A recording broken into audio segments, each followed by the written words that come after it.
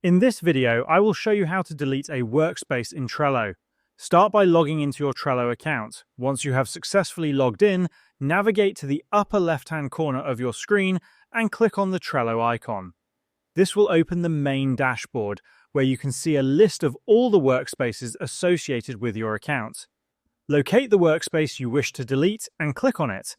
After that, click on the Settings option. This will redirect you to the Workspace Settings page, where you can manage various aspects of your workspace. Now, scroll down to the very bottom of the Settings page. Here, you will find an option labeled Delete this workspace. Click on this option, and a confirmation prompt will appear asking you to enter the exact name of the workspace. You can find the exact workspace name displayed in the upper left corner of your screen. Carefully type in the name exactly as it appears, ensuring there are no typos or extra spaces. After entering the correct name, click on Delete Workspace. Once this step is completed, your workspace will be successfully deleted from Trello, and all boards, members, and associated content will be removed.